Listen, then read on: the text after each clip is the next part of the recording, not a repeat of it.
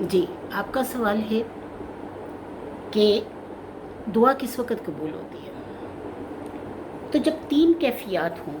تو سمجھیں کہ آپ کی دعا قبول ہو گئی۔ بعض اوقات ہم بہت زیادہ پریشان حال ہوتے ہیں، بہت زیادہ پریشان ہوتے ہیں، اور مطلب ایسی کیفیت ہوتی ہے کہ اکثر لوگ یہ کہتے ہیں کہ ہم سے اس وقت دعا نہیں مانگی جاتی، ہم لوگوں سے اس وقت پڑھا نہیں جاتا۔ مجھے بہت حیرت ہوتی ہے یہ بات سن کر کہ جب آپ کی جان جو ہے وہ ایسی جگہ پھنسی ہوئی، یعنی اگر آپ کو کرنٹ لگ رہا ہے، بالفرض اللہ نہ کرے کہ اگر آپ کو کرنٹ لگ رہا ہے اور آپ کو پتہ ہے کہ اس چیز سے کرنٹ لگے گا اور آپ کو کرنٹ لگتا ہے تو آپ ایک دم اپنے ہاتھ کو جھٹکا دیتے ہیں اپنے آپ کو بچانے کے لیے۔ اسی طرح آپ کو پتہ ہے یہاں کانٹے ہیں تو آپ بہت اس کو سوچ سمجھ کے وہ ہاتھ لگاتے ہیں۔ اسی طرح اگر چولہا بند ہو گیا ہے، آپ کا ہاتھ جل سکتا ہے، یعنی وہ دیگچی گرم ہے، پہلے تو اگر تو آپ اویئر ہیں اس سے تو آپ کپڑے سے پکڑیں گے، کسی چیز سے پکڑیں گے کہ کسی طریقے سے میرے ہاتھ نہ جلیں، اور اگر آپ اس کی طرف ہاتھ بڑھائیں گے اور ہاتھ جل جائے گا تو آپ ایک دم اپنے ہاتھ کو کھینچیں گے۔ یعنی اپنے آپ کو بچانے کے لیے آپ کچھ نہ کچھ کرتے ہیں دنیاوی طور پر، اپنے آپ کو تکلیف سے بچانے کے لیے۔ لیکن کیا گناہوں سے ہم اپنے آپ کو نہیں بچا سکتے؟ کس طرح بچا سکتے ہیں؟ گناہوں سے بچیں توبہ کرتے ہوئے، اور جب آپ کے جسم پر، آپ کی دنیا میں، آپ کے گھر میں، آپ کی لائف میں کوئی بھی پریشانی آ جاتی ہے تو سب سے پہلے اپنے رب کی طرف رجوع کریں۔ یہ سوچنا چھوڑ دیں شیطان آپ کو اس وقت اللہ کو بھلاتا ہے، شیطان آپ سے یہ کہتا ہے کہ آپ کچھ نہیں کر سکتے، پریشان ہو بیٹھے رہو بس۔ نہیں، فوراً اپنے رب کی طرف رجوع کریں، اور سب سے زیادہ جیسے ہی آپ استغفار پڑھنا شروع کرتے ہیں، درود پاک پڑھیں، استغفار پڑھیں، توبہ کریں، آپ کو اور کچھ نہیں سمجھ آ رہا، آپ استغفر اللہ استغفر اللہ استغفر اللہ پڑھنا شروع کر دیں۔ کئی آیات ہیں، یعنی حسبنا اللہ و نعم الوکیل، کافی ہے میرے لیے میرا اللہ اور بہت کارساز ہے، ربی انی مغلوب فانتصر، اے رب میرے میں لاچار ہوں، میری مدد فرما۔ پھر اللہ تعالیٰ فرماتے ہیں ربنا آتنا فی الدنیا حسنۃ وفی الآخرۃ حسنۃ وقنا عذاب النار۔ غم آپ کو پہنچا ہوا ہے، آپ نے پڑھا ربنا آتنا فی الدنیا حسنۃ وفی الآخرۃ حسنۃ وقنا عذاب النار، اے اللہ تو دنیا میں بھی بھلائی دے، آخرت میں بھی بھلائی دے، اور آگ کے عذاب سے بچا۔ اب جیسے ہی آپ نے یہ پڑھا تو اللہ تعالیٰ جو ہے کہتا ہے کہ میں دعا کو قبول کرتا ہوں، یعنی ان لوگوں کے لیے میں صلات اور رحمتیں بھیجتا ہوں جو یہ لوگ یہ پڑھتے ہیں۔ پھر اگر آپ کو آپ کا کوئی نقصان ہو گیا ہے، کوئی ایسی بات ہو گئی ہے، اللہ نہ کرے نہ کرے نہ کرے، کوئی آپ کا نقصان ہو گیا تو فوراً پڑھو قالوا انا للہ و انا الیہ راجعون، بے شک ہم اللہ کے لیے اور اللہ ہی کی طرف لوٹ کے جانا ہے، یہ نقصان جو ہوا ہے یہ اللہ تعالیٰ کی مرضی تھی، ہو گیا، اللہ تعالیٰ اس کے بدلے بہترین چیز مجھے عطا کرے گا۔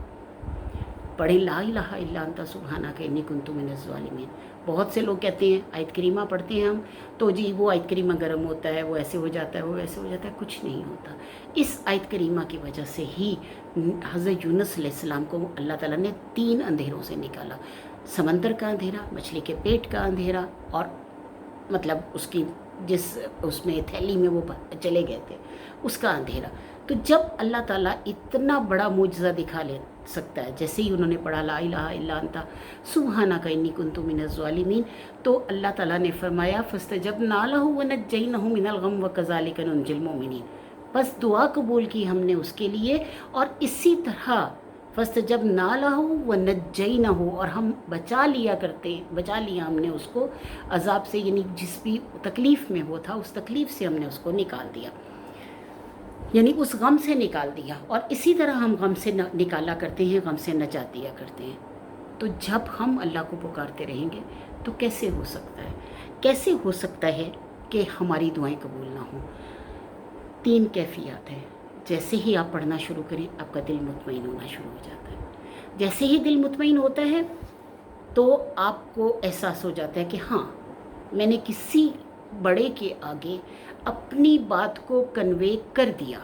اب اس کا کام ہے، اس کی قدرت ہے کہ وہ مجھے بچا سکتا ہے، اور اگر یہ میرے لیے بہتر ہے تو مجھے اس سے نکال سکتا ہے، مطلب کسی کوئی اور اس سے بہتر چیز دے سکتا ہے۔ پھر اس کے بعد جب آپ کے دل میں خوف خدا آ جائے، یعنی آپ کو لگے کہ نہیں اللہ تعالیٰ مجھے ہر چیز سے بچانے والا ہے، یہ دنیا کی کوئی چیز میرے لیے کوئی معنی نہیں رکھتی، میرا رب ہے وہ میرے لیے بہترین کر دے گا۔ جیسے ہی آپ کے اندر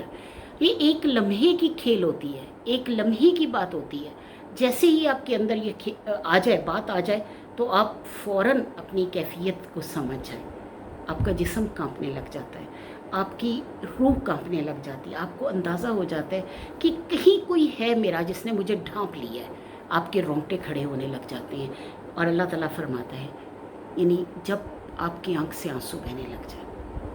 यानी आपको आंसू नहीं आ रहे, आप उस कैफियत में नहीं हैं, लेकिन जब दुआ के लिए हाथ उठाते हैं तो अल्लाह की तरफ से आपको इतना सुकून, इतना इत्मीनान नसीब होता है कि आपकी आंखों से आंसू बहने लग जाते हैं। अब जैसे ही वो आंख से आंसू बहते हैं तो समझ लें कि अल्लाह ताला ने आपकी दुआ को कबूल कर लिया। और अल्लाह ताला दुआओं को बिल्कुल उसी तरह कबूल नहीं करता जैसे कि आप चाह रहे हैं, बल्कि अल्लाह दुआओं को उस तरह कबूल करता है जिस तरह वो आपके फ़ायदे में है। अगर वो चीज़ जिसका आपका नुकसान हुआ है, अगर वो शख्स जिसका आपका नुकसान हुआ है वो आपके लिए बेहतर नहीं है, तो अल्लाह ताला ने आपको दूर कर दिया उससे, या उससे दूर कर दिया आपसे, तो समझें कि अल्लाह का बहुत बड़ा एहसान है। क्योंकि वो जानता है कि फ्यूचर में क्या होने वाला है हमारे साथ, हम नहीं जानते। फ्यूचर में वो शख्स हमारे साथ क्या करने वाला है ये अल्लाह जानता है, हम नहीं जानते। और इसी तरह से जब दुआ में ये कैफियत हो जाए तो समझ लें कि आपकी दुआओं को कबूल कर लिया गया है, आपको अल्लाह का कुर्ब नसीब हुआ है। और उस कुर्ब पे अल्लाह का शुक्र अदा करें, अल्लाह का करोड़ों बार शुक्र अदा करें, इसलिए कि ये कैफियत समझना, मतलब अक्सर लोगों ने, जब पहले भी मैंने अपने लेक्चर्स में ये बात की तो लोगों ने अक्सर सवाल किया कि इसको समझना और इसको वो एब्ज़ॉर्ब करना बहुत मुश्किल है, इसको अपने ऊपर इम्प्लीमेंट करना बहुत मुश्किल है। तो ऐसा कुछ नहीं है, आप अपने ऊपर करके देखें और फिर देखें कि आप अपनी ज़िंदगी में कितना इत्मीनान, कितना सुकून पाती हैं। उसी इत्मीनान, उसी सुकून को पाने के बाद मैं आपसे ये बात कर रही हूँ।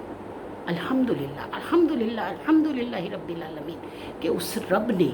हमेशा मेरे दिल को इन्हीं चीज़ों से सुकून दिया और कभी मुझे कहीं भी लेट डाउन नहीं होने दिया। मैं सदके जाऊँ ज़ाते बारी ताला के जितना शुक्राना अदा करूँगा मैं, आप भी इसको अपने ऊपर इम्प्लीमेंट करें और देखिएगा कितना शुक्राना अदा करती हैं आप, इंशाल्लाह।